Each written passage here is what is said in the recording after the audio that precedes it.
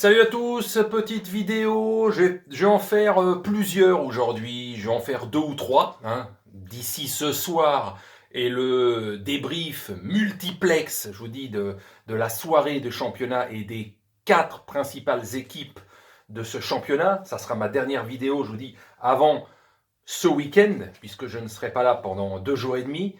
Donc cette vidéo, la première de la journée, va concerner le record réalisé donc hier soir par Lionel Messi, ce joueur qui est à la fois génial et en même temps que parfois on sent tellement introverti, tellement, tellement mou parfois. C'est hallucinant de dire ça, mais quand même, il marche tellement sur un terrain qu'on se dit depuis 2 3 saisons, c'est l'un des joueurs qui marche le plus. Il n'est pas actif, mais il accélère toujours quand il est dans les 25 30 derniers mètres. 4-5 fois dans le match, et puis il joue sur ses capacités physiques, tout simplement. Il sait très bien que c'est pas un Terminator, le mec, et que, évidemment, il ne peut pas jouer aujourd'hui comme il jouait quand il avait 25 26 ans, où il traçait carrément, lui tout seul, la moitié du terrain, il driblait toute l'équipe et il marquait. Depuis 3 saisons à peu près, son jeu a complètement évolué. Mais ce mec, quand même, tout irritant parfois parce qu'on sent qu'il c'est pas un meneur d'hommes, qu'il baisse la tête quand l'équipe est en train de sombrer, il n'a pas l'âme d'un vrai chef, il a un talent monstrueux, mais ce n'est pas un meneur d'hommes. Et parfois, s'il avait un peu plus le caractère à la CR7 ou à la Zlatan, il aurait peut-être évité certaines défaites, mais en fait, il a plongé à chaque fois. Quand l'équipe tournait pas bien, il n'arrive pas à remonter, lui. Mais quand tout tourne bien, c'est inarrêtable. Et depuis 12 13 ans, c'est le top 3 des meilleurs joueurs de la planète. Et pour certains, le meilleur de la planète. Voilà quoi, c'est extraordinaire ce mec. Alors, de là maintenant, est-ce qu'il va quitter le Barça? Est-ce qu'il va rester au Barça avec notamment les présidentielles qui ont lieu dans un mois, la fin janvier? Laporta veut garder Lionel Messi. Victor Font, un autre candidat à la présidentielle, a promis la venue de Xavi comme entraîneur au Barça s'il est élu. Et donc le fait de faire venir Xavi, c'est le fait de garder 2 3 saisons supplémentaires pour finir sa carrière au Barça, donc à Lionel Messi. Même Victor Font a dit, c'est soit je fais venir Xavi, ou c'est la saison prochaine, les abonnements sont gratuits. C'est ou l'un ou l'autre.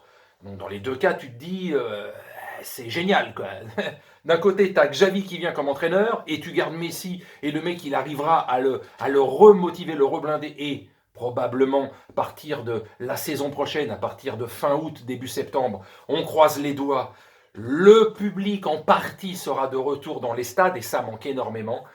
Donc voilà, Messi, avec maintenant 644 buts, il vient de battre le record de Pelé avec 643 buts. Petite différence, c'est que Pelé a eu besoin de moins de matchs, 656 matchs au total pour les 643 buts, alors que Lionel Messi a eu besoin de 759 matchs pour marquer ses 644 buts. Mais bon, peu importe, hein, on est sur une autre stratosphère à ce niveau-là. Donc, bravo à Mister Messi.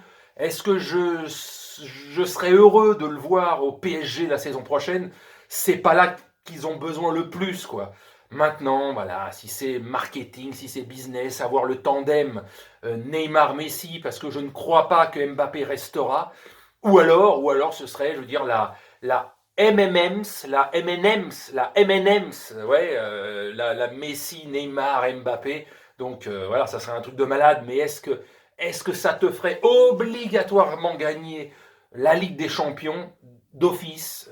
Voilà, ça reste un mystère. Mais donc, voilà, pour dire bravo Messi, génial, parfois irritant, parce que pas une grinta monstrueuse tout le temps, mais évidemment joueur exceptionnel et qu'on regrettera dans les 2 3 ans qui viennent quand il va prendre sa retraite, qu'il va quitter le Barça ou autre club ailleurs, mais en tout cas quand il va arrêter en Europe d'ici 3 ans, on va se rendre compte du phénomène que ça a été. On le sait tous, on n'est pas con, même si parfois il peut être irritant et qu'on sent que c'est pas le capitaine qui sait parler à ses troupes, entre guillemets, lorsque ça va pas très bien. Enfin, Bravo à lui.